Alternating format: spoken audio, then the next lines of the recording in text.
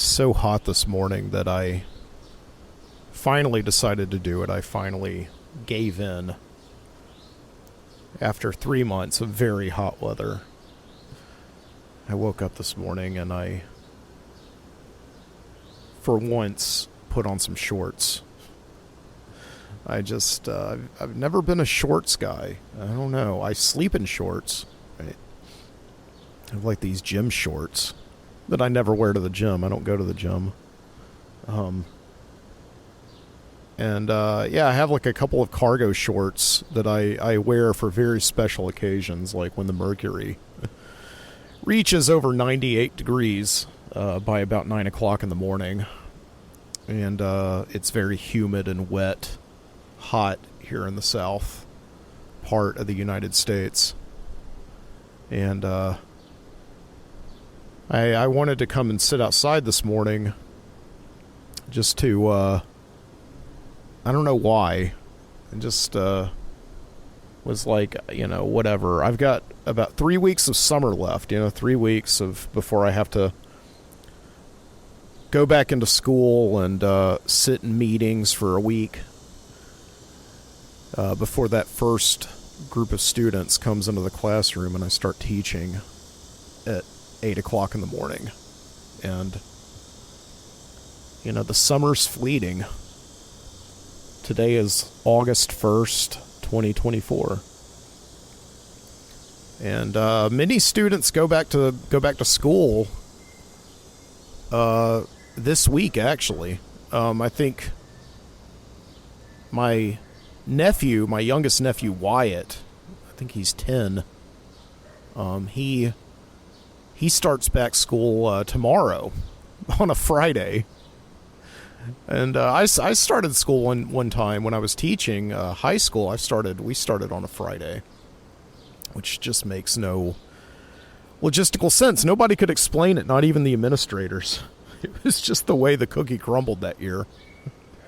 I guess you have to just start school by a certain date. But, and this year everybody is always talking about that same thing, right? That, the kids just start school so early these days. And it is absolutely true, and I don't know why that is. Having worked in education now for a number of years, it does seem that school did not used to start until after Labor Day.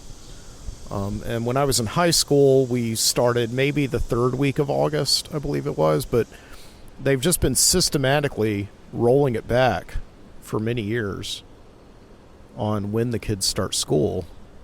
And my belief is that the kids get some more holidays now than they used to.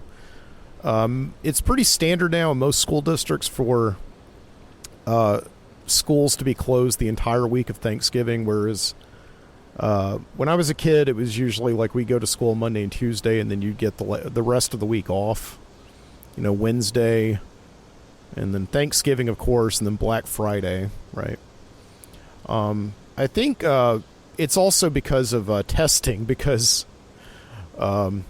testing scores have fallen so dramatically, which are normally, proof that the kids are ready for higher education. They have to take the standardized testing every year, pretty much across the board until they get into the upper grades and they start taking the ACT and SATs individually. But, these are scores that prove that the kids are reading at grade level and doing maths at grade level, and everything is hunky-dory.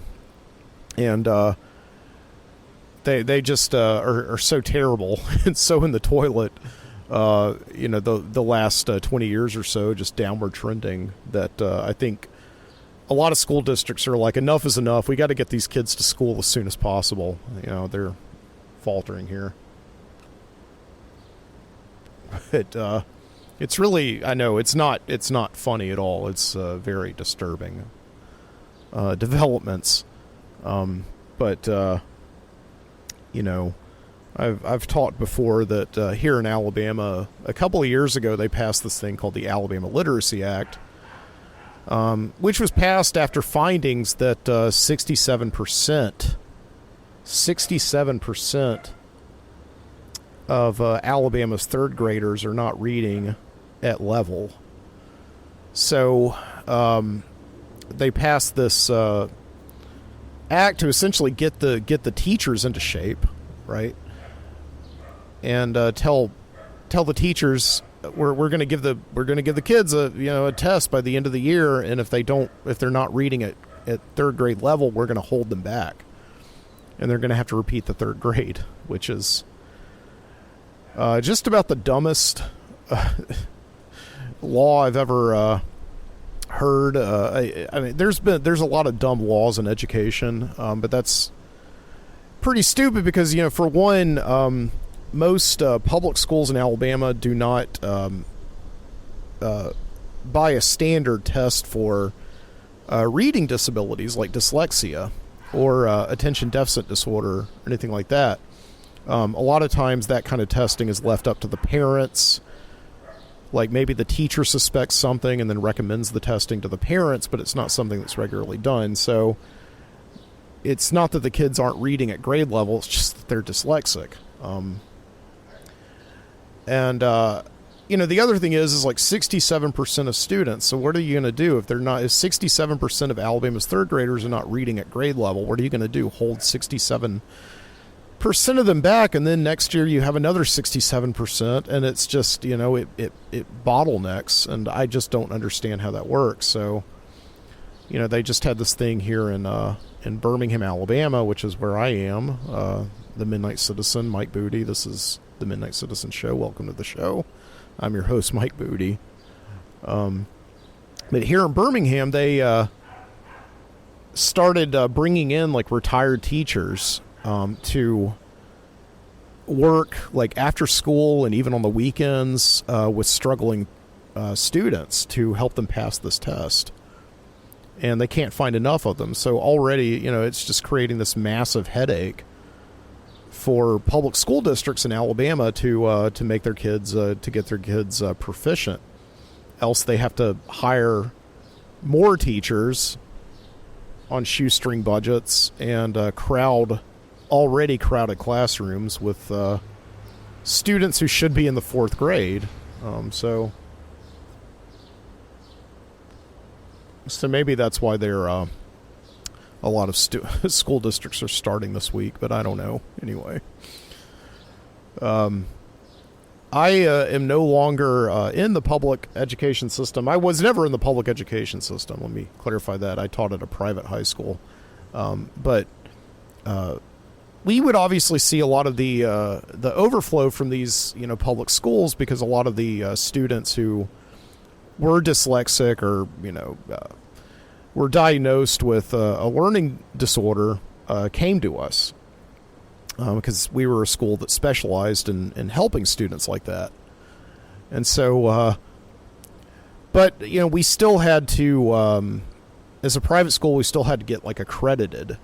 So every 4 years we would do the accreditation. And I only saw this once because I only worked for the school for 5 years. But my first year we were there, we had to be accredited, which meant that we still had to demonstrate that we were abiding by state and national education standards. There are these state standards that are set by the Alabama Department of Education, and of course the national standards. And for a while, of course, you may have heard, that was called Common Core, and it's different now. There was such pushback on Common Core. So, but yeah, it's like there are certain things that you have to show throughout the year as a teacher that your students can do, so that they don't just get to that standardized test at the end of the year and the scores are in the toilet. Like, we actually can demonstrate how the students got there. We can justify those scores, right? So, but I don't particularly have to worry about that anymore because now I am working with college students, and so the college students get here, and if they can't do something, you just like throw your hands up and you just kind of blame it on the on their high school education, whatever, and and whoever's to blame there, whether it be the teachers, administrators, parents, or just the kids not having any interest whatsoever in being able to write a good sentence. generally happens with kids in college, when they come and they've got like their first little bit of true independence in their lives. They're not so much interested in writing sentences as like going out and like testing their newfound boundaries and things like that. So, but the thing that I do like about being an adjunct instructor, a lot of the kids call me like professor. I'm not a professor, but I am an instructor, but they can call me professor, whatever. I like the power trip.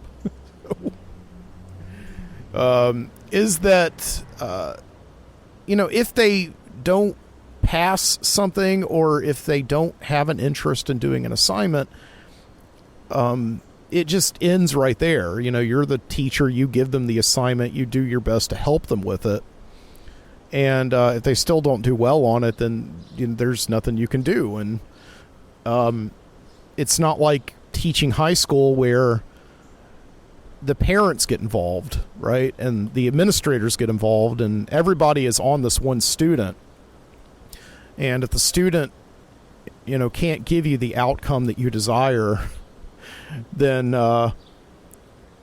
somehow we'll find a way to pull it out of him or her, right? And in college, you don't do that. Like, the parents legally cannot reach out to you. And there's so many students that administrators are really like, you have to go to them. They don't come to you. If they notice that like Johnny or somebody has, gotten an F on his last 3 assignments, they're not going to find you. They're just going to assume, well, that's Johnny's fault, right? And that's why I want to keep on teaching college. Is that it really is, I've said it before and I'll say it again, teaching college is teaching distilled to its purest form, right? You design the lessons, you teach the lessons, you grade the papers, and then you move on, right? And I think I do a pretty good job. Like, a lot of people who teach college have never taught high school and don't have that hardcore teaching experience. A lot of people who teach college are there, like the professors and the associate professors. They're there because their primary motivation is to write books and to write articles and be a part of the academic community. And teaching is one way of them supporting all of that, right? Like, these professors, they get sabbaticals once every few years where they get to take entire years off, and they're funded, and they can go and research and write their books and do their projects and everything. But even while they are teaching, it's like teaching comes to many of them very much in a secondary position. They don't so much obsess on it the way that like elementary and secondary ed teachers do, where it's their primary job to get these kids through college. And there are a lot of really good college instructors that I've met who really do care about education and really do they want to make sure that you're getting it. They get a self-satisfaction out of it, and they understand that college costs a lot of money, and you're there for whatever reason. You were interested in their class, and or they the other way around. And they really want to make sure you get something out of it. There are, on the other hand, many other college instructors who really don't give a flying paper airplane that you're in there as a student, that you're taking their class, right? So they really don't care at all that whether or not you get it or not. It really is that sort of tale that a lot of high school teachers tell their students who are juniors and seniors. It's like, when you get to college, if you're not on time, they're just going to lock the door on you. Or if you don't show up, they're not going to care, So they give them a lot of horror stories, right? And some of them are true. Some college instructors really don't have any time at all for their kids at all. But again, I'm not so much like that. I'm not so much like when the students get into my classroom, because again, I do have that high school experience of teaching high school. When they get into my classroom, I'm very much like, want to make sure that they do as well as they possibly can. I want to make sure that they really do get it, even though the consequences on me are really minimal, to make sure that they pass. But I will make the instructions as palatable to them as I possibly can. I'll have special days leading up to when there's a big deadline for a project, and I'll make workshop classes where I'll just sit down with the students and I'll go with them one-to-one and make sure I give them good notes. And when I'm grading their rough drafts, I'll make sure that I highlight and annotate things and make sure that, and tell them what they're doing really well and what they really need to improve on. And usually it's like what they need to improve on or just completely fix entirely.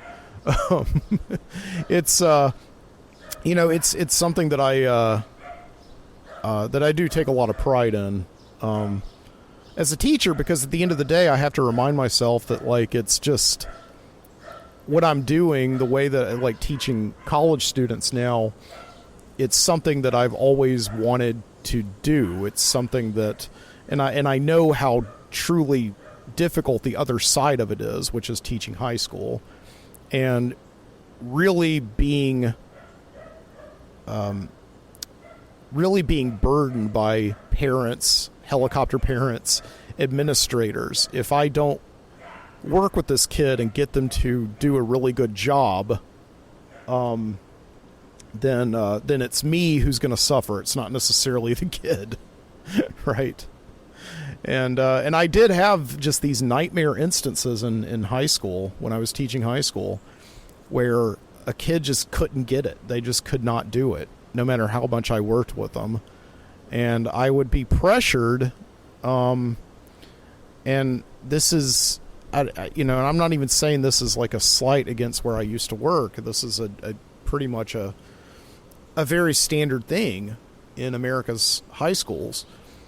You are really, really pressured to make sure that kid passes, right? Even if you have to curve the grade, even if you have to soften the rubric up a little bit, right? So, it may be different in colleges across America, but I'm just saying that for me, so far, after teaching college for the last year, it's the burden is not on you anymore as a teacher. It's on the student, and I like that. Right. So that is why I decided to put on some shorts this morning. It's just because I realized that in a few more weeks I'm not going to be able to do this anymore. I'm not going to be able to, come out here at like 9 o'clock in the morning and just sit down with a cup of coffee and maybe a nice cigar, right? And just enjoy the mornings. I'm going to be like looking out at a bunch of students, but I also am trying to remind myself that that's not so bad. that really the two things are like one and the same. It's like, yeah, I've got a lot more papers to grade, but it's a little bit more, it's pretty much the same kind of breeze, right? Just, you can, just teaching students without all the burden being on you to make sure they pass is, allows you to teach with more mindfulness, I think. And just more attention to, the content rather than making sure that, you're, I guess, teaching to the test. I don't know, for lack of a better word. I guess that's what I'm trying to say.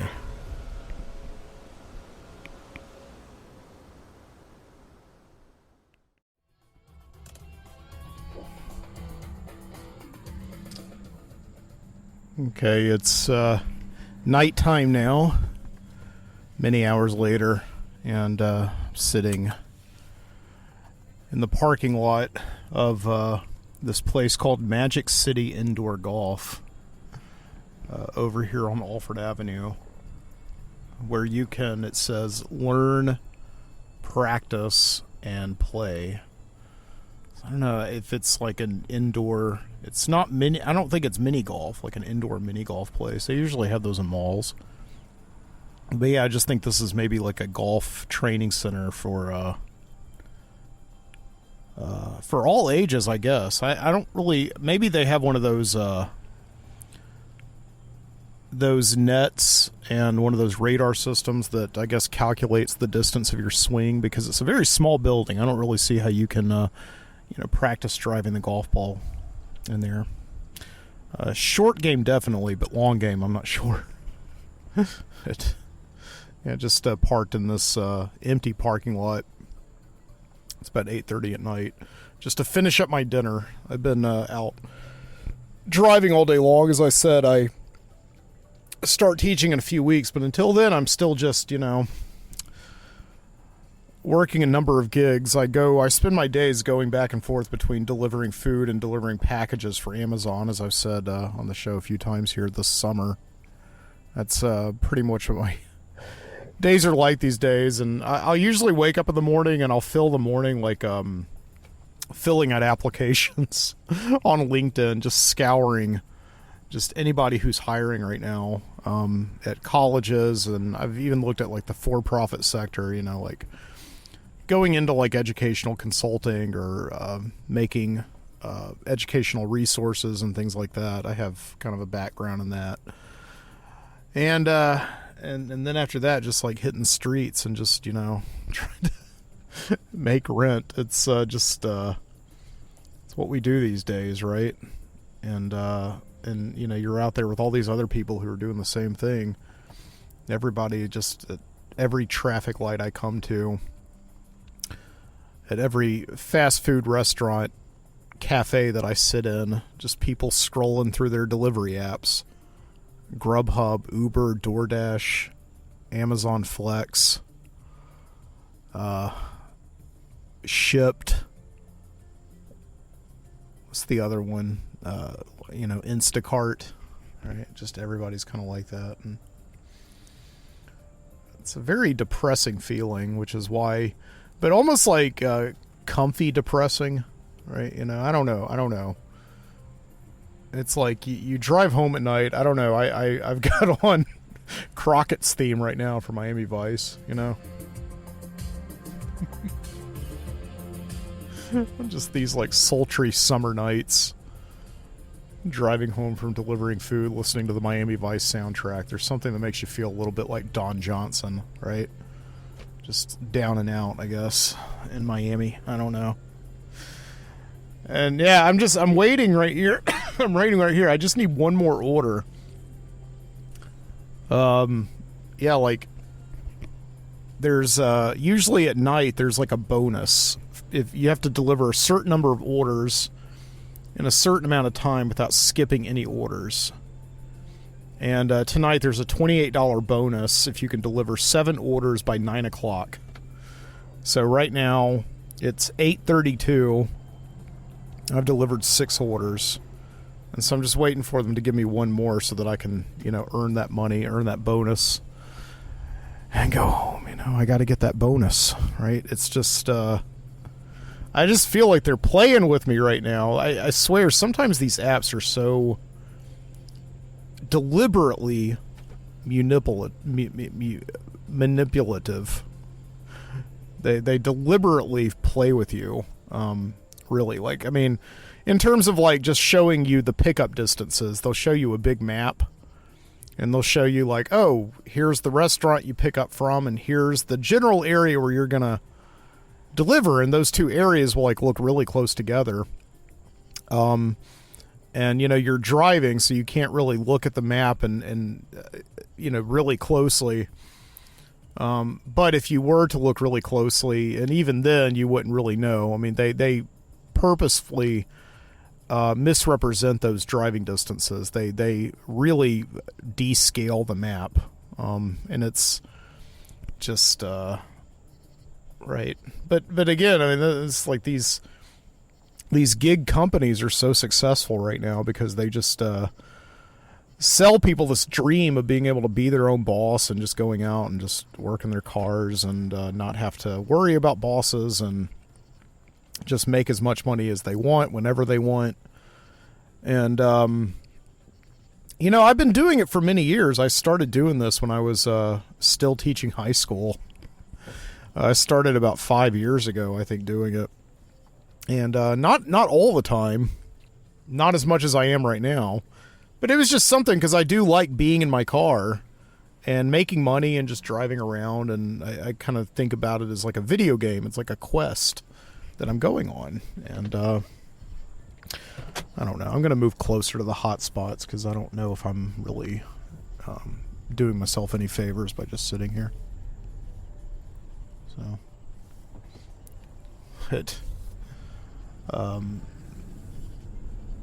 yeah, I mean, it's totally fine to do these things as just like a part-time thing, but as a full-time gig, it's, just not sustainable. Just the gas you spend, the maintenance on your car. I don't think it's very healthy for you. But as I said, I really only have to do this like a few more weeks before I start teaching again. And, I don't know, hopefully a job will come through. School's starting, so I'll start tutoring again. And, but I do like really what I need right now is just a full-time freaking job with benefits and a salary and, every dollar I see, I don't have to like physically work for. It's just tough. It's like you go out in a day and you make maybe $130 in a day. Okay, that's great, but you've also spent, $20 in gas and, you got to get lunch and all that. And it's just, that's what it is. And of course there's my vices, right? that I have to pay for, right? Because at the end of the day, I do want like a drink. That'd be nice. A cigar, maybe. It's, I need to get off those and stop doing those, but I don't know. Yeah, today's just been, kind of a weird day. I delivered to, this big corporate tower downtown, and I had to get on the elevator and go up to the 15th floor. And I get on the elevator to go up, and another lady gets on with me, and the doors close, and she just says, "I hate this elevator." And I said, "Oh, what is it? Is it slow?" And she says, "No, it's just rickety. Listen to it." And I was like, yeah, it is kind of bad, just like as we were going up all those floors, it was just like, it's just downtown Birmingham. It's like there hasn't been a single new building built down there since, like the 70s. I just got an order. Yeah, and it makes sense. I'm going to go to Stakeout hamburgers, and the delivery distance kind of sucks. Yeah, but whatever, I'll do it. Stake out and deliver to Irondale, which is about 15 minutes away, I suppose. I don't know. Yeah. So the woman said, the elevator's pretty rickety. And I'm like, okay. So I get up to the 15th floor, deliver the food. I get back on it and press down and go down to about the 8th floor and then pick up another passenger. And the guy who gets on it, he's like looking down at his phone. He walks onto the elevator, and then he looks up at me, and he's like, "Oh, I'm glad I didn't fall down the shaft." And I said, "What do you mean? Is this like a dangerous elevator?" And I mean, has that kind of thing happened? And he's like, "Oh, well, it kind of happened the other day. Somebody started to get on the elevator, and the doors opened before the elevator got up to them." So. That was scary. Oh my gosh. Can you imagine that? I think about that every time I get on the elevator of a tall building. I always think about that LA Law episode. I asked the guy, that's what we talked about. Getting on an elevator is just very stressful for a lot of people because they got to make small talk, or they feel they have to make small talk, I guess. But that was a good conversation, a little bit of a small talk that we had from the 8th floor down to the lobby. We were talking about that LA Law episode where that...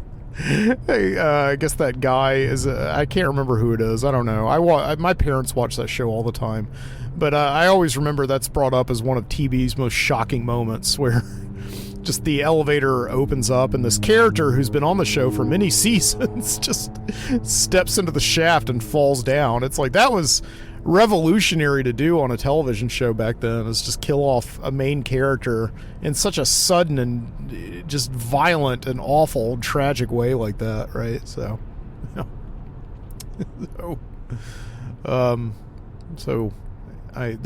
that was just a weird kind of thing that happened to me today.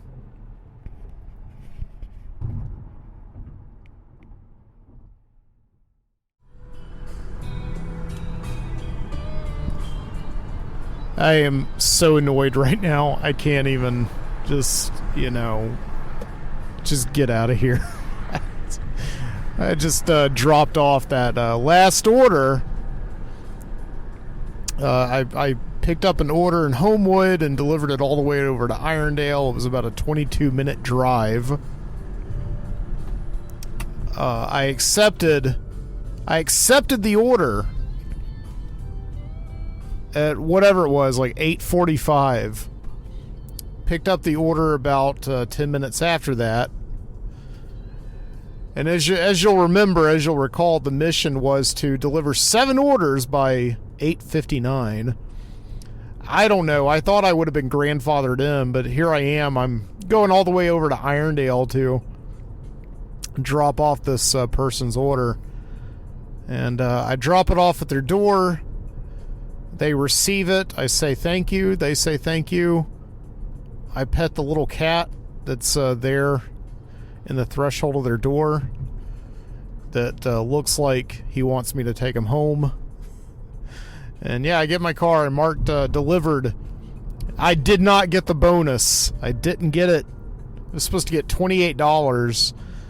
And I guess the thing is, I was not grandfathered in. It was like, nope, I did not deliver 7 orders by 8:59. I delivered 7 orders by 9:15. So it just is soul crushing. All the freaking work I did tonight. I still made some money, but that is just so. Like I said, I swear these apps are they're deliberately screwing with me.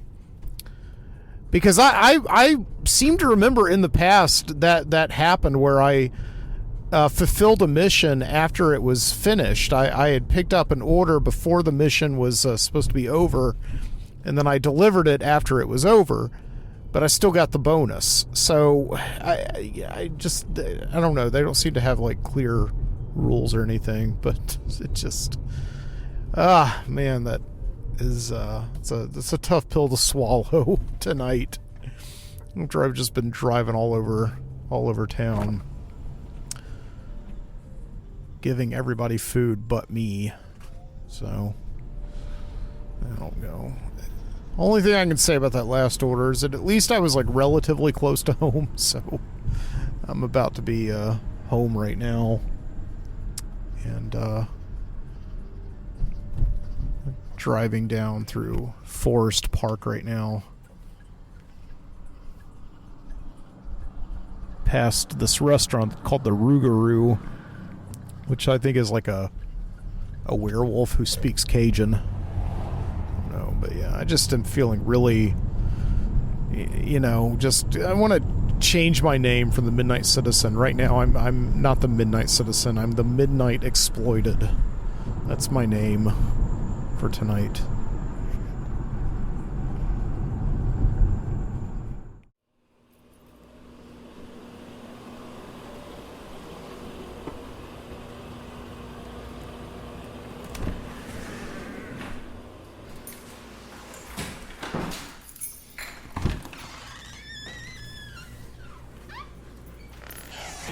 Hey guys, Butterball, Lyle, Wanda. Got a lot of cats. Wanda's our foster cat. Like I said a while back, we had an upstairs neighbor who moved out and left her cat behind. So we've been trying to take care of Wanda and get her rehomed. So, right. Just got home. Let's say hello to the Basset hounds here. Bassets. Hey Izzy, hey Zoe. And Izzy's been doing very well. Remember earlier this summer, we had to take her in to get her surgery. She had a great big mass inside of her. They got it removed miraculously. It was such a wild thing that she had growing inside of her that we took her to like a teaching hospital, and we had one of the seniors there, who was majoring in veterinary sciences, made Izzy her final senior thesis project. So it's like, Oh, no,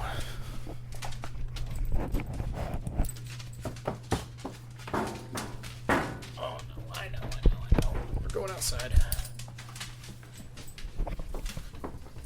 And yeah, she actually sent us a slideshow that was her final presentation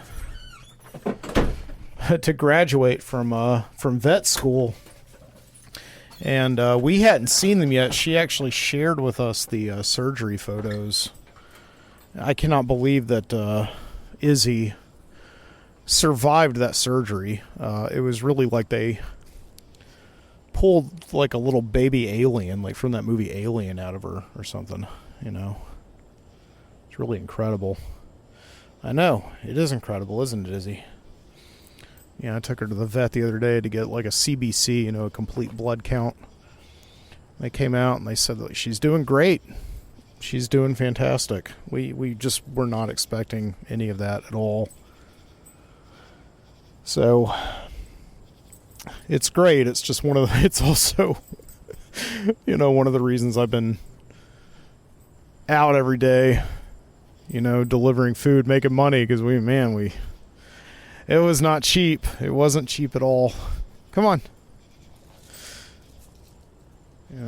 Somebody said you should get your pet insurance for your dogs. It's like, I don't know, man. I think I don't really know how pet insurance works.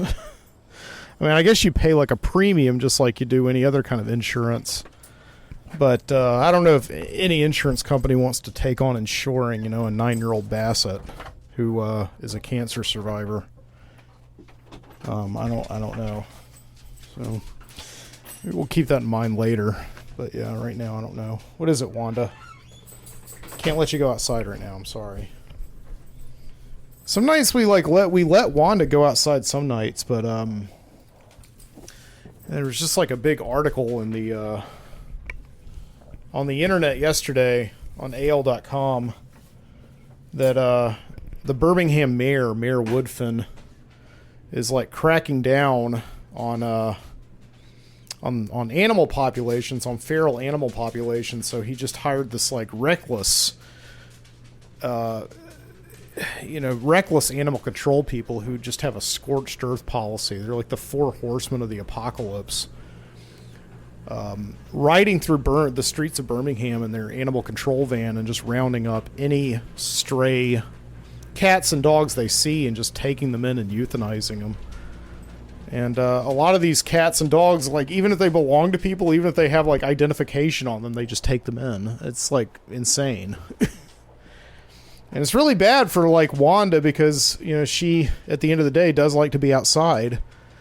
Not all cats are inside cats, but we just can't keep her outside right now because we don't want her to get rounded up. And I think like there has been a lot of blowback, and rightly so, for the mayor on just this reckless policy he's got going. But but yeah, it's really not a good thing because having, not necessarily having feral cats, but even feral cats to a degree, and stray cats, having them in a neighborhood, especially an urban neighborhood, can be a really good thing. It's one of the reasons why we don't see a lot of pests or like rats and mice around our apartment building. Because, cats like Wanda, and we've got, pretty good population of cats in the neighborhood that just seem to take care of that issue for us. And there's an old lady, I guess as J.D. Vance would say, a childless cat lady in the apartment building next to us who actually does pretty routinely, like if she sees a stray cat in the neighborhood, she'll take it in and get it spayed or neutered, and then she'll just release it back out. So, name's Mary. I've talked to her many times. Go outside here and put some jeans back on. I can't do the shorts. They just feel so weird. I don't know what is it with like people who just cannot wear shorts. I don't know if it's some kind of a weird social disease. I don't know what it is, if it's some kind of a medical condition. I just have not, since I was like a little kid, enjoyed wearing shorts, even though I do acknowledge that they do feel very comfortable. I don't know. I don't know if it's like a vanity thing or what. I think maybe it just comes down to all the heroes that I grew up idolizing. None of them wore shorts, right? Like Indiana Jones didn't wear shorts. Batman wore like underwear and then tights, and so did Superman. And I never really respected Superman for it. Batman kind of redeemed himself in like that 1989 movie, where he's not really wearing he's not really wearing underwear anymore or tights. He's just wearing like an armor suit. So, but I don't know. It's like, you name one person that you respect in a movie, one movie hero, and ask yourself, do they wear shorts? I don't know. I think it's not necessarily that I want to be these people. It's just I also feel that like I feel like I kind of grew up, looking up to a certain type of person that I saw on screen, and wanting to emulate not only their ethical and moral behavior, but also maybe their dress as well. And I don't know, I think I just started wearing jeans, and I just never went back. So yeah, it's like tonight it's kind of gotten down. It's cool enough to where I can wear jeans and not just die, I think. So I'm going to wear some jeans outside and pour some whiskey and sit out there.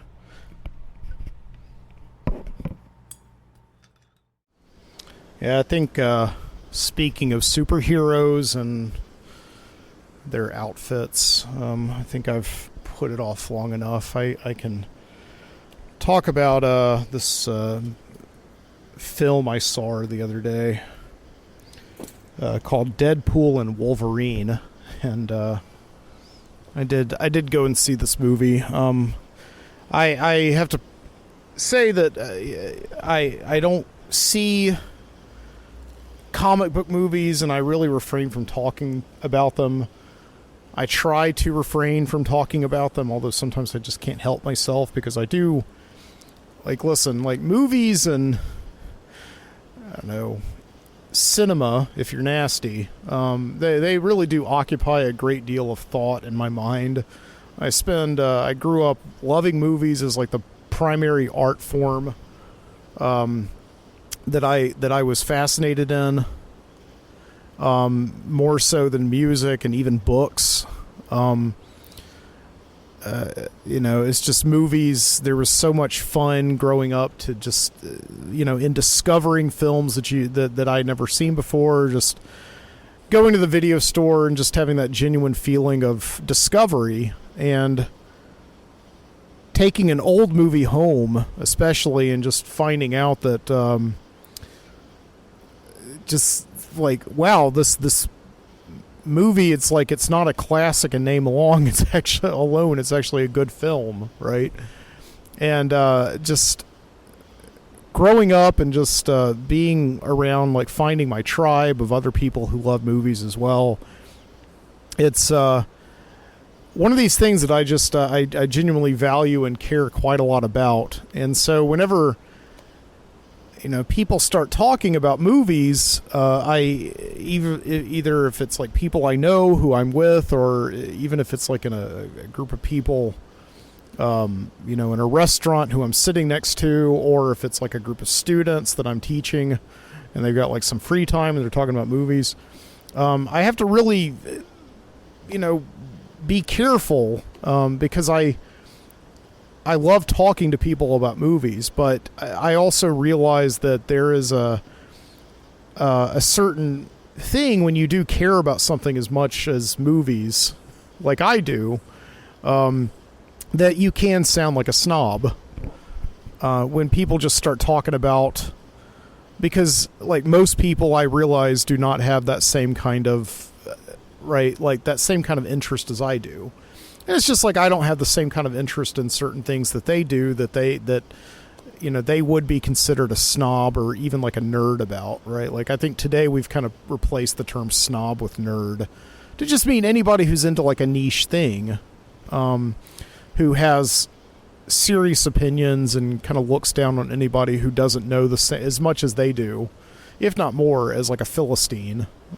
So when I do talk about comic book movies with people, I have a tendency to sound like a snob, because I just don't consider them like cinema. I don't know, and I know that just saying that term alone sounds incredibly snobbish. I know that the director Martin Scorsese got himself into some trouble a few years ago for just making the public statement that he considers comic book movies more like in line with amusement park rides, roller coasters, than he does cinema.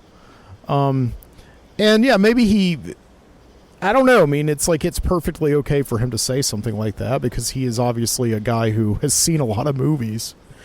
And like I just there's a thing about comic book movies that just some of them have genuinely hit that mark where they're genuine movies, right? But that's the thing. When I go see a movie of any kind, it doesn't matter what kind of movie it is. If I go see like a Kung Fu Panda, I haven't seen any of those movies, but if I go to see whatever, like a Naked Gun movie, like any movie at all, I'm going to go and see it as a movie. I'm not going to go see it as some kind of anything else. Even if the movie is super trivial, even if the movie is designed to simply just like entertain people in the most shallow way possible, I'm still going to like go in to a movie and I'm going to sit there in my seat and I'm going to watch it as a movie that works on storytelling principles that align with like cinematic ideas of how you tell a movie in a visual sense and how you follow the like the grammar of film, right? If that makes any sense. I hope it does, because if not, I'm just sounding like a total snob to you right now. So yeah, I always have trouble talking about comic book movies with people because I just sound like a snob, because like many people who are big comic book movie people and have grown up reading comic books and immersing themselves in comic books in the same way that I immersed myself in movies growing up, they go to see these movies as comic book as extensions of the comic books, and they watch them based on I feel their love and nostalgic appreciation for the comic books that they grew up reading, and they're not necessarily watching them as like just films in the same way that they might watch like a Martin Scorsese, like a Goodfellas or something like that, right? As a movie that just exists as a movie, as its own thing, right? They're just viewing them as extensions of the intellectual property that they're a part of. And that's totally okay. That's a way to do it. But it's also not my way to do it. And so that's why, for a very long time now, I have been just averse to comic book movies. When, you know, and it's funny because like the first movie going experience that I can definitively remember, pretty much blow by blow, was going to see Batman, the Michael Keaton Batman and Jack Nicholson Joker movie in 1989, right? Just like pretty much anybody did in the known universe. That was a big deal. I had no idea how big of a deal it was, because I was, you know, 6 or 7 years old. I was very young when that movie came out. But I remember going to see it. And it just, I don't really remember much about the movie. I just remember the experience going to it. Okay. And it was interesting because throughout most of the 90s, we really didn't have a lot of comic book movies, did we? I mean, not any notable ones that I can think of. I mean, there was like The Phantom, right, with Billy Zane. That was based on the Sunday morning, or the newspaper funny, the comic strip funny, right? And yeah, we had like The Shadow, although that was a radio drama, right? Yeah, it's so weird. We didn't really have a whole lot of comic book movies. And then suddenly in the early 2000s, we just had this like veritable explosion.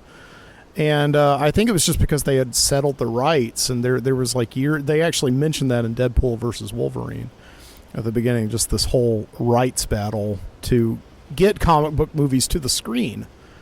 And so, yeah, like X-Men was like the first one. Really, I guess the first one in 2000. Followed very quickly thereafter with like Spider-Man. And then, of course, you had your Batman movies. And then Iron Man in 2008 was like the first time that I think, you know, the first really big get for, you know, Marvel, where they started to figure out that we can just make these movies an extension of the comic books, and people come see these movies and they come see all of these stories brought to life in the Marvel universe that they've known since they were kids. And so very quickly after like Iron Man 2 came out, and then suddenly you had like the Incredible Hulk, and that movie was like rebooted 3 different times. And then, you know, you started having all your Captain Avengers or Captain Marvel, whatever, Captain Americas and all that stuff. Like you can see, I'm kind of just annoyed talking about all this. It just got to be where that seemed to be like, okay, well, I guess this is where we are with movies now, right? It just like, you know, the multiplexes were full of them, and the novelty initially, like that I had fallen for, like especially when I saw Iron Man, I was just like, this is a great movie. I love this movie.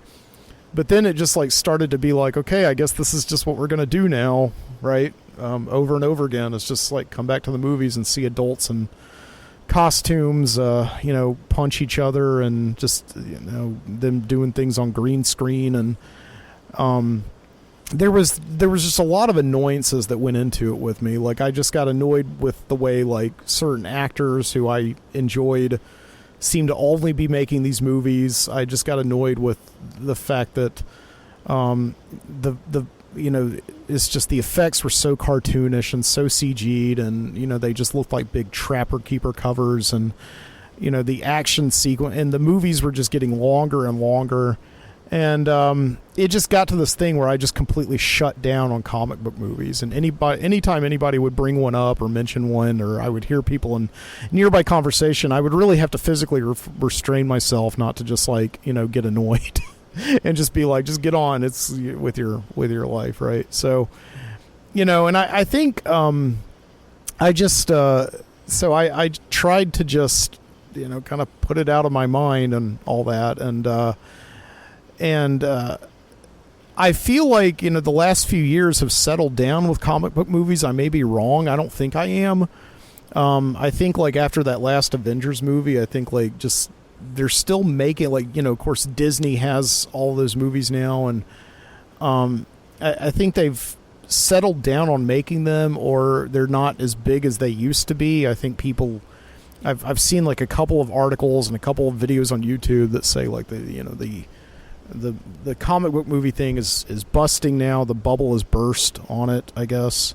So, you know, but so yeah, this movie Deadpool and Wolverine comes out this past week, and I'm still at that point, with comic book movies.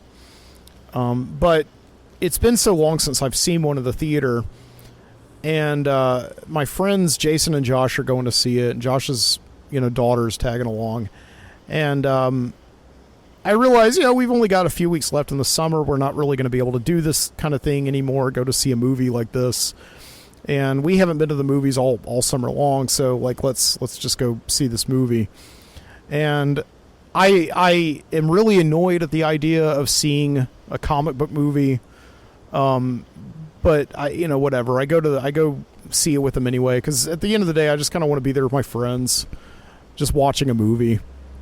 And I did see a movie a couple of weeks ago. I saw this Kevin Costner movie, Horizon, which was the biggest flop of the last 5 years in terms of, I think, money spent, right? And when I saw it, there was nobody in the theater, and I went to see it out of this weird loyalty for some reason that I had to Kevin Costner, and just this actor who had poured all of his creative reputation and his own, and $30 million or whatever of his own money into making. And and just seeing this movie, this Horizon movie with it was just a Western movie with no computer generation. It was all just real stunts and real Western action and cowboy stuff and all that. And then just coming to see Deadpool versus Wolverine, which is nothing but just cartoonish stunts and over the top violence and CG everything. And I just kind of wanted to send an email to Kevin Costner and be like, if you're still wondering why people don't want to see Horizon, it's just, you should go see Deadpool versus Wolverine. This is what people want to see now, man. Okay. It's just, that's what it is, So, I don't know. I think I was just kind of, just wanted to go see the movie because I wanted to go see a movie with my friends and all that. I went in knowing that a few things about it. Okay, I went in knowing that there were previously 2 Deadpool movies. I knew that because my students used to talk about them all the time. I knew that Deadpool is an R-rated character. He curses and all that, and that in itself always kind of annoyed me because it just seems like such a one-note joke. Okay, he's a comic book character who curses. Okay, great. So that always just kind of irritated me. But I knew that, I knew kind of who Deadpool was, and I knew that Wolverine died at the end of a movie a couple years ago. And I also, but other than that, I really didn't know anything at all going into the movie. And so yeah, the movie starts. I'm sitting right there between my friends Jason and Josh because I think they're doing that so that I can't get up and leave the theater because they sort of treat me as meat sometimes. They just sit me down and just put on terrible things just to see how I'll react, right? Because Josh is a real big comic book guy going back to his childhood in the 80s, and Jason is a movie guy who also kind of likes the comic book stuff, and I'm on the much lower end where I just don't really like any of it or care for any of it, I guess. And so yeah, they're sitting me here in this theater. The movie starts. It lasts about 2 hours. I would say that in that 2 hours I understood about 30 minutes of what happened altogether, but I was utterly confused and lost most of the rest of the time. Right? Just in the opening scene of the movie, and I'm not going to spoil it or anything if you want to see it, but just in the opening scene of the movie, right? I'm confused because Deadpool is talking about all this stuff that had happened in the news. He's talking about how Disney bought Fox, but then Disney didn't want to make one of his movies because it's R-rated, and I was confused by that. I was like, is this just kind of normal for Deadpool to not talk about what's going on in the movies, but talk to the fans about their universe, what they knew? from reading from reading the news. It was almost like just reading a Google News update of everything that's been going on with Disney for the past few years. And then like a little bit later on in the movie, like Deadpool and has to go back into time to get Wolverine, but he doesn't just go back into one timeline. He goes back into multiple timelines to try and get like the correct, or like try and get the correct Wolverine. But every time Wolverine sees him, he just like kills Deadpool. But then Deadpool's there in the next scene, alive and well, trying to get another Wolverine, who then kills him again. I was baffled by this, and I leaned over and I said to Jason, like, why does Deadpool keep coming back? And Deadpool's like, well, he can regenerate. And I was like, oh, that makes sense. Apparently that's like a big character thing for Deadpool, is that, because I knew that about Wolverine because I did, when I was a kid, I did have a few Wolverine comics and Uncanny X-Men. So I knew that from reading those comics, Wolverine could regenerate. I didn't know that Deadpool could. So, but then that made the movie just even doubly confusing to me. And this is the point where, like, me as a person who watches any movie as a movie, has to gripe, because, when you watch a movie and you see a character in trouble, right, there has to be stakes for that. There can't just be like a character gets in trouble but then just instantly gets out of it, even though there's like no excuse for it. It's like the whole Kathy Bates in Misery, where she gets mad at the Saturday afternoon serials at her local movie theater, like Cock-a-Doodle cheating her out of the endings, where it's like she sees a character going over the cliff, and he goes over the cliff at the end of one Saturday afternoon matinee, and then the next week she goes back and the guy escapes before he goes off the cliff, so the continuity's wrong. I was like, I know I'm going off the cliff here. This is like a rabbit hole that I'm going down. But, it's like when you see a character in trouble, if you're going to care about that character at all, there has to be some stakes that character could very well die, or maybe somebody close to that character could die. So there has to be some kind of dramatic, stakes, propelling you to watch the fight with, clenched fist and gritted teeth, and just be nervous for that character on screen. So that's why I was confused why like Deadpool and Wolverine kept fighting each other. There's 3 separate scenes in the movie where they're just fighting and beating the crap out of each other and stabbing each other with their respective knives. And each time I'm just watching with complete, like, just befuddlement because I'm sort of saying to myself, like, what are the stakes here? We know, and Deadpool knows, and Wolverine knows that they can't hurt each other. So why are we watching this? Right? And I said this and like trying to be the least snobbish possible to my friend. And he says, well, I guess that's just the joke, is that they know they can't hurt each other, but they're beating each other up anyway. And it's like, okay, I mean, I guess, I mean, but it's like just not, it's just not funny to me. And he says, well, I guess it's funny to some people. I was like, okay, I guess so. And I guess maybe that is to a degree. And maybe you can have that in like one scene in a movie where maybe they don't even know who each other are, and they keep punching each other over and over again. And like after maybe a couple of minutes, they realize they're not doing any damage to each other, so they just have to talk out their differences rather than settling it with violence. Maybe that would be funnier, but I don't know. I don't write these things again. And my friend Josh, again, who is like a big comic book guy, who's been reading Deadpool since I guess he debuted in like the early 90s.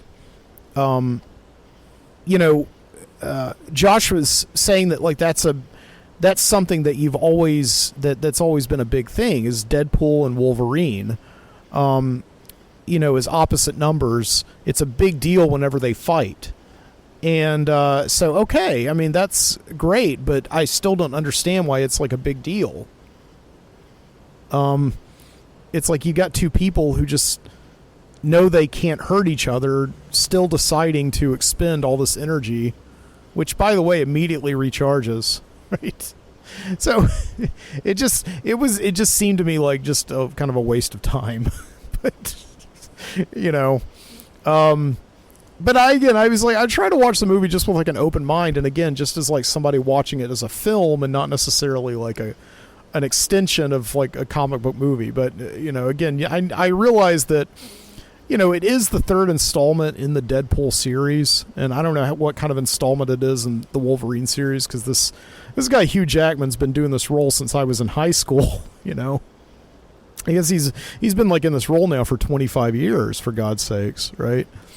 So there's been a lot of movies where he's played Wolverine, but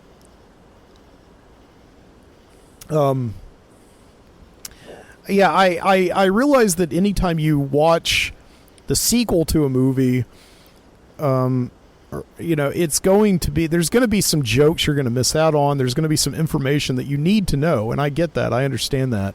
And so that's, for that reason, it's like I was like really letting it go with this movie and just really not trying to like analyze it or pick it apart, and just trying to have fun. And I will say, like, for the movie, it's like Hugh Jackman and Ryan Reynolds, the guy who plays Deadpool, are likable enough actors, and I've always liked them. And they pull the movie together just by their charisma alone. Where the movie doesn't work is where all of these comic book movies fall apart, in my opinion, which is just this over-reliance on computer generation effects, and also how every single one of these movies seems to end with like a MacGuffin that is going to blow apart the universe. And you know, it's just like when you're a kid and you're like playing with your neighborhood friends, that's always fun, you know, and it's always fun to like compete with your friends, you know, to see who can blow up the world, who can have like the biggest kind of like end move or whatever, and also who can have like the greatest superpower.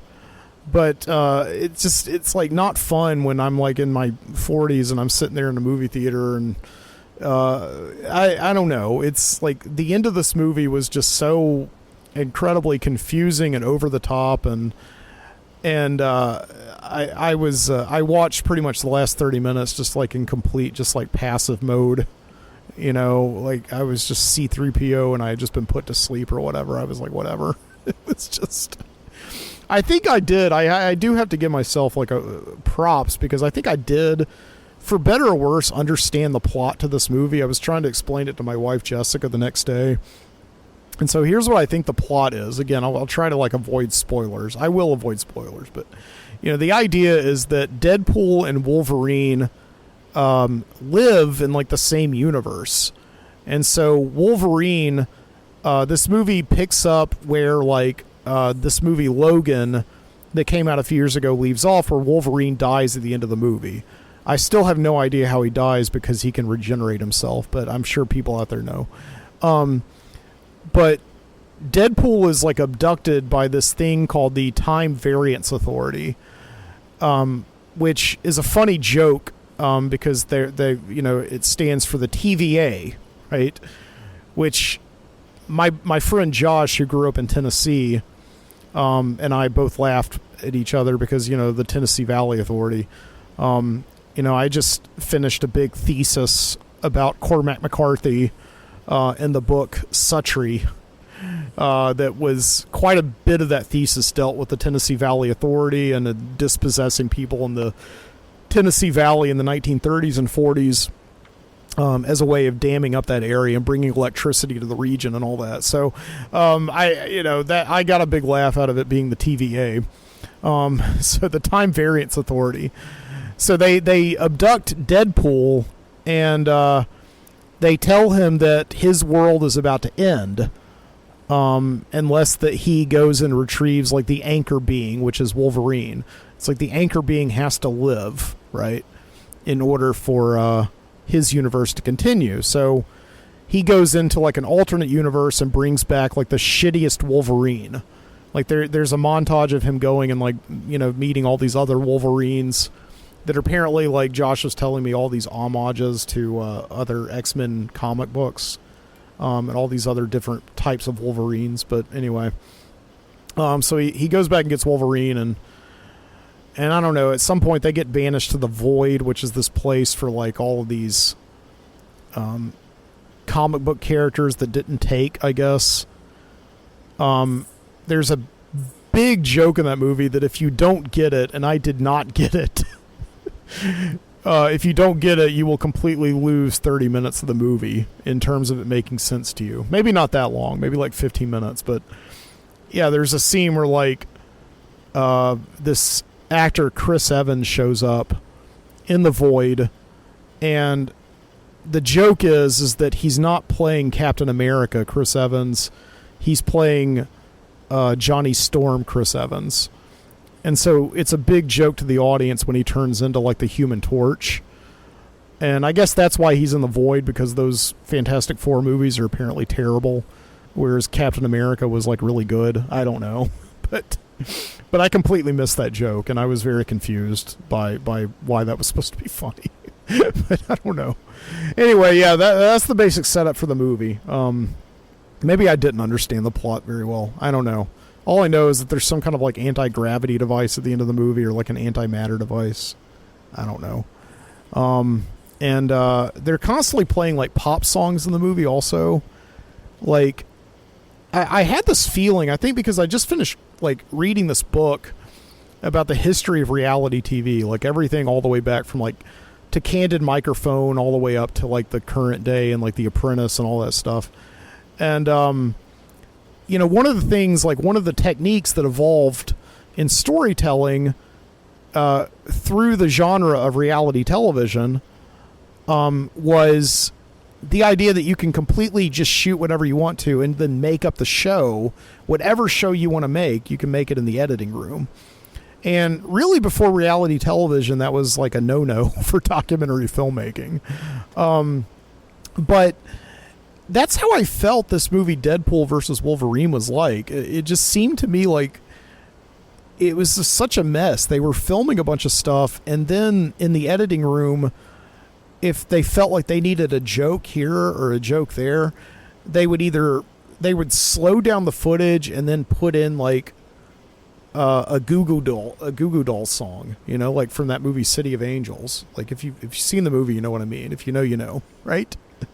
It's yeah, there was like several scenes in the movie where just like all the action just stopped and it just suddenly went into slow motion, and they played some song for like comedic effect, and it didn't work for me because I was like, why are they, again, I'm like watching this as a movie. It's like normal movies don't do that. They don't.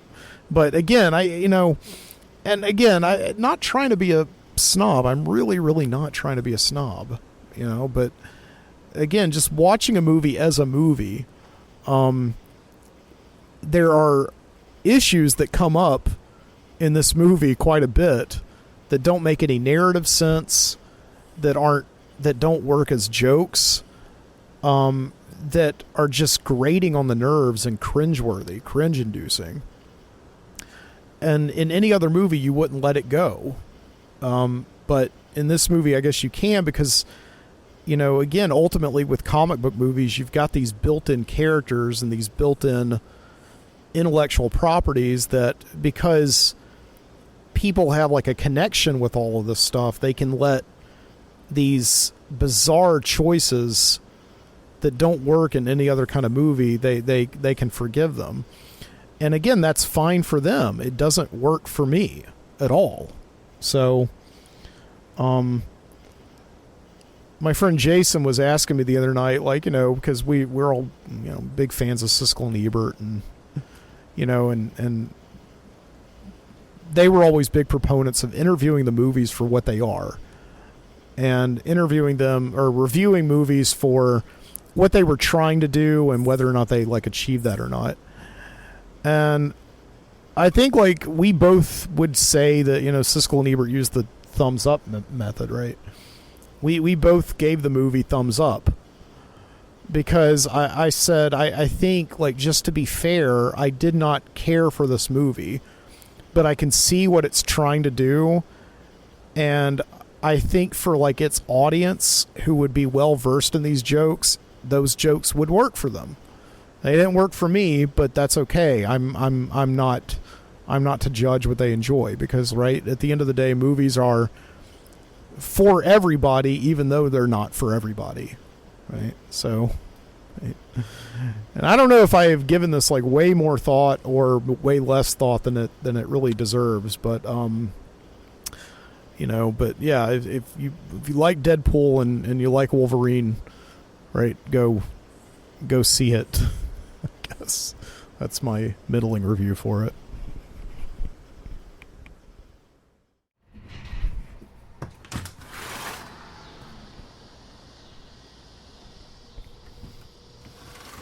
Okay, it's the next night here. Almost 24 hours later from when I ended up my last recording. A few more things I gotta get off my chest for this week's podcast. Ooh, I found $1. A rumpled up dollar. Ew, dust on it.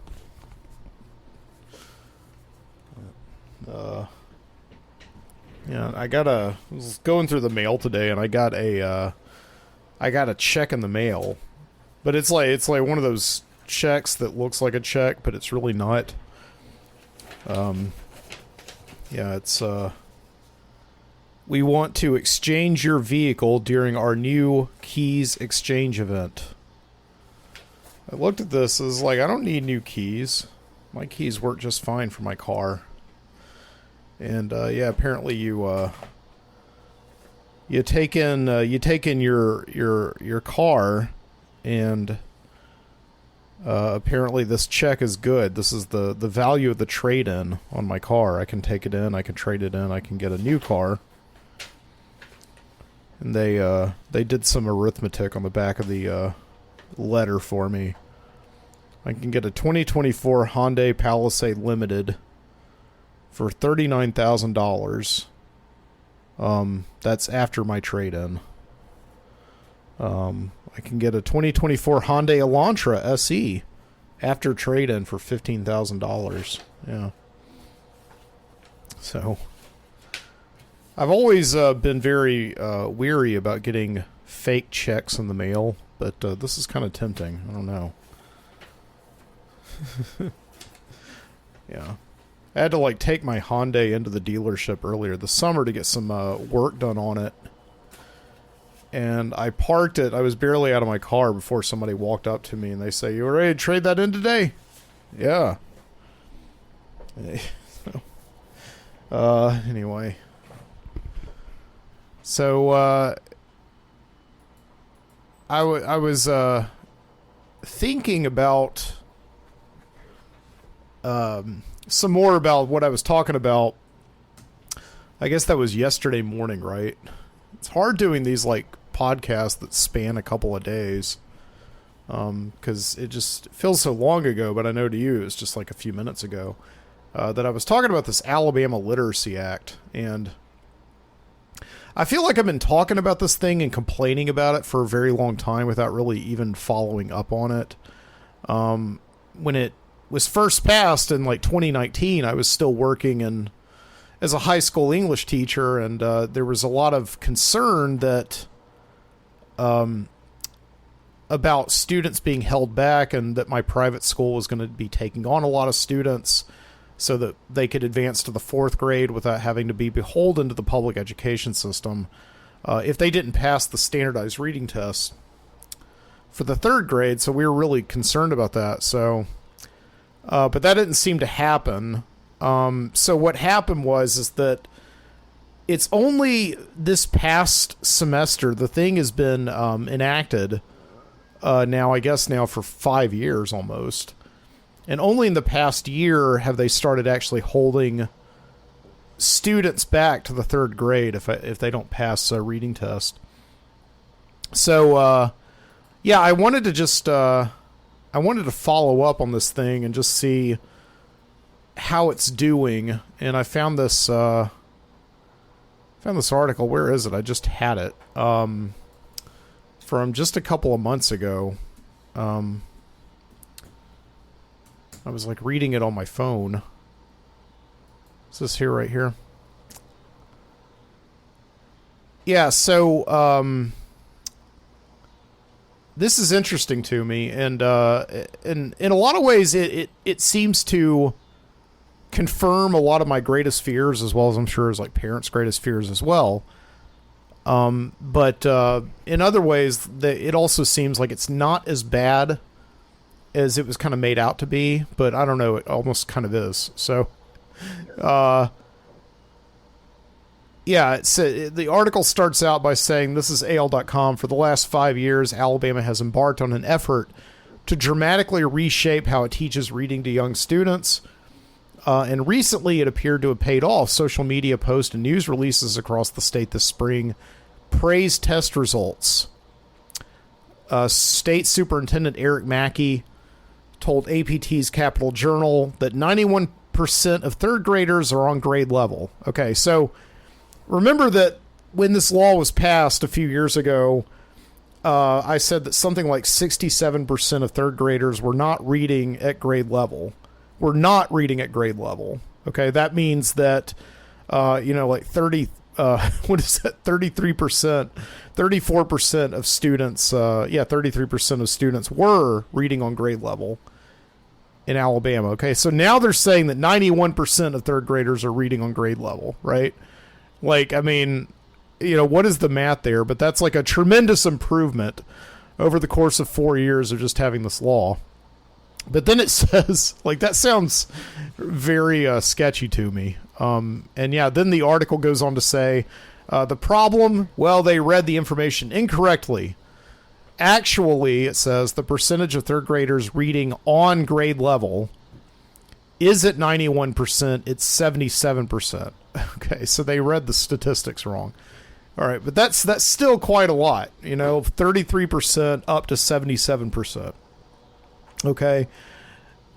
So how did they make that improvement that fast? It just seems, well, and reading on into the article, it's the way that they improve all statistics, is that they juke the stats, right? So it comes on down here. Let me see. Yeah. So what they did is that there's a reading test that they give students, where I guess they're scored out of a certain, the standard is 473. It says third graders would need to score at least a 473 on the test to show that they are reading on grade level. But as educators considered the results of the 2023 test, they became nervous about the possibility of retaining as many as 17,000 students if the cut score was set at 473. The State Board of Education instead chose to use a cut score of 435. So you get that? They brought the score down, right? Something like 40 points. 2 standard errors below 473. A statistically sound but lower bar. So the 435 score became the measure for sufficiency, which is what the law requires but does not spell out clearly. So, what the article goes on to say is that if students are reading at a grade level that's like a 435, that means that they are sufficient enough to pass the third grade, but they're still in that danger zone where they're not reading on grade level. On grade level is still like at a 473, right? So, yeah. So the big question is here then, in 2023, how many students did not even score at 435? How many students are in danger of being left back into the third grade in Alabama? Well, there's a chart here, and it looks like, let's see. Yeah, here's it breaking down. The percentage of children scoring below sufficiency dropped substantially from 17% in 2023 to 9% in 2024. And the percentage of children reaching grade level, scoring 473 or above, rose dramatically from 68% in 2023 to 77% in 2024. I know these are like great numbers. You want to hear them, right? Okay. All right. So here's the big thing. In spring 2024, 4,800 students in Alabama did not score at least a 435 on their reading test. That means that 4,800 students in Alabama could possibly be repeating the third grade like next week. That's a lot, right? That's a lot. And, that's, obviously, and the weird thing about this article is that, and there's no current articles that are like updating. This is from June, just a couple of months ago. There's nothing that says like how many students are actually like repeating the third grade. So I don't know if these kids, if they like accelerated summer programs to get these kids reading or anything like that, summer schools to help them not get held back. But that is really scary. 4,800 students because of this law may have to repeat the third grade. So I just wanted to like update that again. What is it? It's like Friday night. I'm like, here, I'm reading statistics, but it was something that I started out this with, and I felt a little bit of a guilt. I felt guilty today because I was driving around. I was like, I'm dissing this law. I'm disrespecting this law, and I don't really know much about how it's been doing. It may be working good.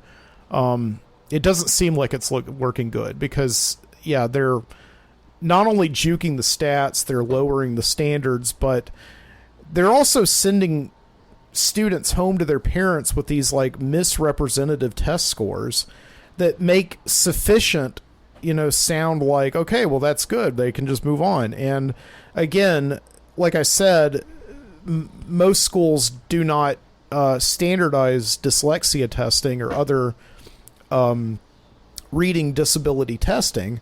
So a lot of times parents have no idea if their students are struggling with reading until it's like too late. So, it's just, that's just another one of our, it's a really dumb, it's a dumb law, right? It is a very dumb law in a state that already just really treats, reading as something that's not very important, and then again, we've, in Alabama, I don't have to get into it, but we have like laws right now that are going into effect that, will criminalize librarians for stocking, LGBTQ literature right next to the children's sections and all that. And it's this is not just in Alabama; it's happening all over the place. So, anyway, let's look out for these dumb laws. I don't know what we can do about this, right?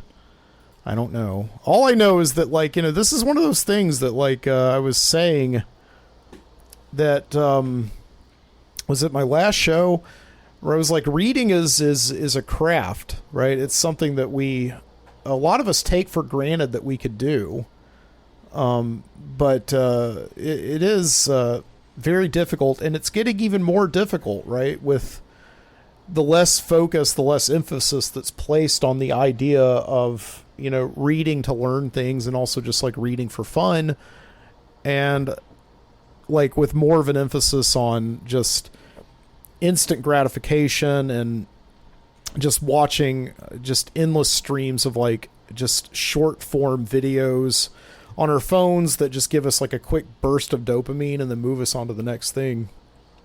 Reading is one of those things that genuinely takes like not just like the ability to read words on a page and put them together to form ideas, but to also write like your attention span has to be well exercised, and you have to be comfortable being able to be in your own head. And a lot of entertainment that we're being given these days, that we're being fed, is not, it's allowing us to escape ourselves, to escape our heads, right? Not to really explore what's inside of it. So anyway, I do get very concerned with all this, and I can also like read about this troubled Alabama literacy law Because again, I'm a little bit distanced from it, not having to deal with students and administrators who are having to deal with this straight on. I can read it from a little bit of a distance. I don't know if I was starting to teach high school next week, like if I was working my old job, if this was like 3 years ago and I was going back to work at my old high school English teaching job, I don't know if I would be able to read these stats and not just, just totally shut off the computer in depression. It's a very depressing kind of thing, right? So, yeah, there is that.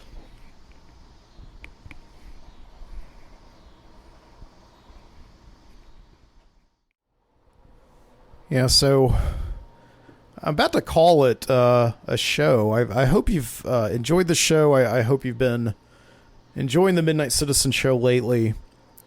I know the ultimate form of this show that I would like to do is I would like to just do it in the studio, which I'm sitting in right now. With my mixing board and my microphone and, playing music and just doing it like an old-fashioned kind of radio show. I like that, but that also just takes a lot more preparation. And these days I'm just not at home all that much. And when I am at home, I do find myself just wanting to, be in this studio just like, I don't know, like watching YouTube and, also filling out job resumes and things like that. Right. Doing shows like outside in the field, on the go, sitting outside, is actually very relaxing to me, whereas like doing shows in the studio just at this point right now is a little bit more stressful, right? Just being in one place and doing it all at once. But I don't know. I mean, if you would like me to keep doing more studio shows, then let me know. If you don't let me know, I'm just going to keep doing them. I will 100% honor requests to do studio shows. Because at the end of the day, I like it when people like the show. I like it when people heart the show.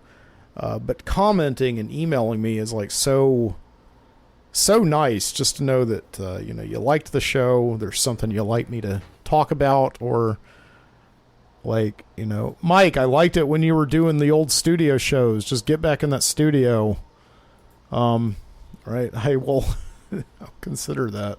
But yeah, just the way it goes these days, I'm just enjoying doing these field.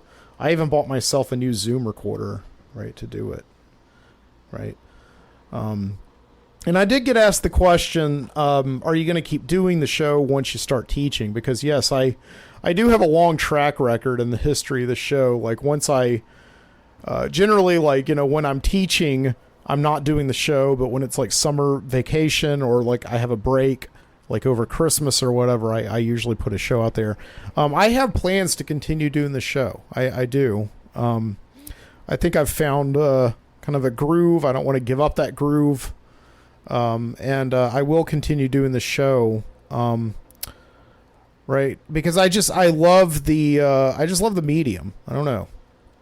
I love being able to talk, and it's also because it's what I like to hear also. When I'm driving around in my car all day long, I'm just listening to nonstop podcasts and audiobooks, and I find that it's just a very engaging way, like more so than music, right? When I'm like driving around and I'm listening to music, generally I'm like kind of tranquilized a little bit, and I'm missing exits, and but I don't know, when I listen to talk, it somehow like awakens me, and I think that's because it's been a while since I've read any Marshall McLuhan, but I think like that's because talk is and like the radio is a very hot medium. Like whereas television is a very cold medium. I have to remind myself, just like I did with the Alabama Literacy Act, I have to go back and do a little bit more research to remember what I'm talking about, or to know what I'm talking about. But yeah, I think like the idea of hot and cool mediums has to do with your location, and your ability while you're engaging with the medium to interact with other people, right? So television is a very cool medium because when you're watching it, you're normally, it's normally doing all the thinking for you. You can just sit there and just let all the stuff, all the action happen. There's like, lights and cameras and people acting, and there's all this production value that you could visibly see, and there's really nothing that your imagination has to do. If you're in a big room of people, you typically zone them out when you're watching television, right? Whereas when you're listening to the radio, all you got to go on is the voice, the music, the audio. You have to really, pay attention, like closer, like those sailors listen to sonar, right, out on the sea. You're navigating your way without eyes, with blinders on, right? And so it causes much more of an intimacy when you're listening to somebody's voice.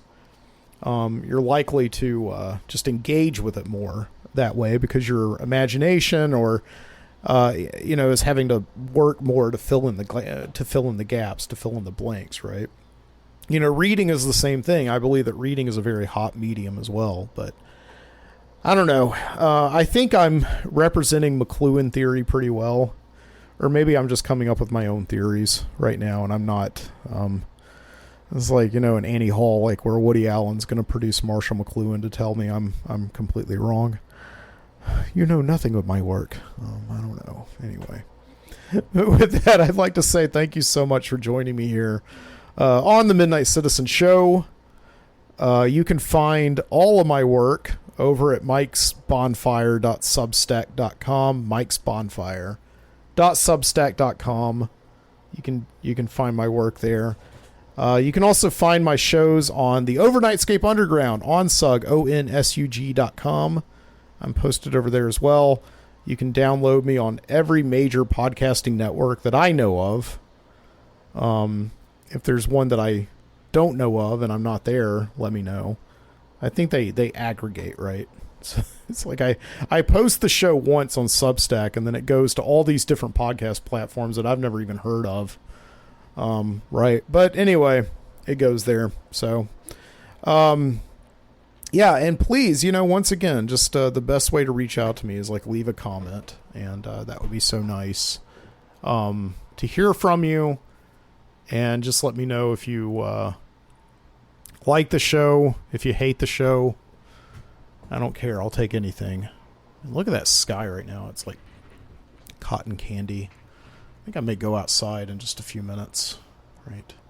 I think it stormed earlier, and the air feels actually like it's moving tonight, so I don't think I'll need to wear shorts. Keep your eyes open.